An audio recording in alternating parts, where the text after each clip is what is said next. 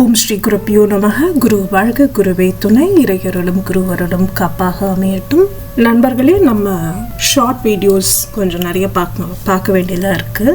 முதல்ல first thing first, enlightenment அப்படிங்கிறது இந்த ஸ்பிரிச்சுவல் லைஃப்பில் எல்லாரும் எதிர்பார்க்கறது, இது வேணும்னு நினைக்கிறது, இது ரொம்ப சாதாரணமான ஒரு விஷயம். இந்த என்லைட்மெண்ட் அப்படிங்கிறது அறிவொளி அப்படின்னு சொல்லலாம். இப்போ இந்த அறிவொளி வரணும்னா அதுக்கு நம்ம நிறைய பாடுபடணும். ஒரு சாதாரண எந்த ஒரு வேலை எடுத்தாலும், லெட்ஸ் சே ஃபார் எக்ஸாம்பிள் ஒரு வாட்ச்மேன் வேலை எடுத்தால் கூட அதுக்கும் ஒரு க்ரைட்டீரியா பார்ப்பாங்க இல்லையா?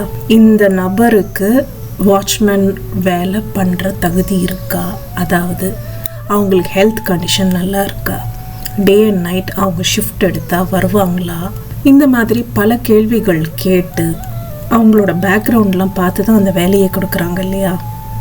ரைட் ஃப்ரம் தேட் டில் ஒரு கம்பெனியோட பெரிய போஸ்ட் வரைக்கும் எல்லாத்துக்கும், அது டாக்டராக இருந்தாலும் இன்ஜினியராக இருந்தாலும் என்னவாக இருந்தாலும் ஒரு குவாலிஃபிகேஷன் ஒன்று வேணும் இல்லையா? நிறைய பேர் பண்ணுற ஒரு பெரிய தப்பு என்ன தெரியுமா? ஸ்பிரிச்சுவாலிட்டிக்கு வந்தால் மட்டும் இந்த குவாலிஃபிகேஷன் தேவையில்லை, யார் வேணால் என்ன வேணால் பண்ணலாம் அப்படிங்கிற ஒரு எண்ணத்தோடு வராங்க. தயவு செய்து ஃபஸ்ட்டு அந்த தாட்டையே எரேஸ் பண்ணிடுங்க. ஏன்னா ஸ்பிரிச்சுவாலிட்டிங்கிறது it is the most subtlest form of thing. அப்படின்னா என்னென்னா, நம்ம மூச்சு காற்று இருக்குல்ல, அது எவ்வளோ சட்டில்னா நம்ம கண்ணுக்கு தெரியுமா?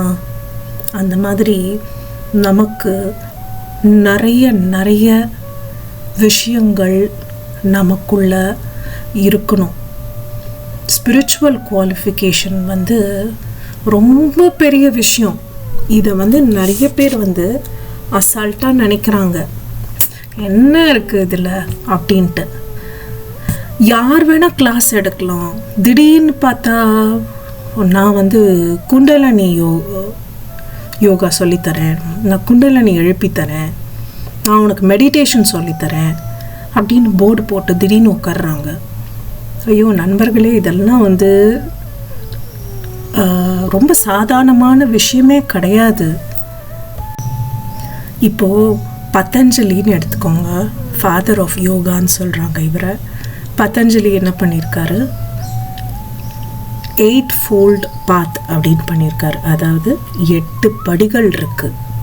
சமாதி அடையிறதுக்கு 8 படிகள், 7 படிகள் தாண்டி 8வது படி தான் சமாதி. யமம், நியமம், ஆசனம், பிராணாயாமம், பிரத்யாகாரம், தாரணம், தியானம், சமாதி. ஸோ நம்ம இத்தனை எக்ஸாமினேஷன் பாஸ் ஆகணும்.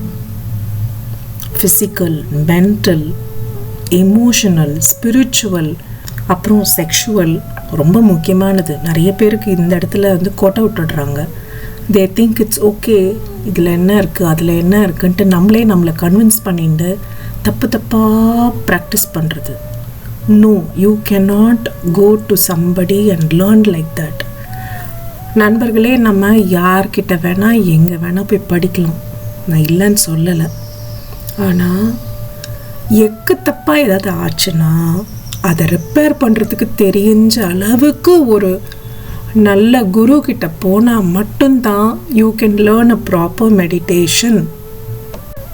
நம்ம ஃபார் அ சேஞ்ச் 5 மினிட்ஸ் வீடியோவாக பார்க்கலாம். ஓகே, நிறைய விஷயங்கள் இருக்குது. எல்லாத்தையும் ஒரே வாட்டி சொன்னேன்னா sometime you miss the important point.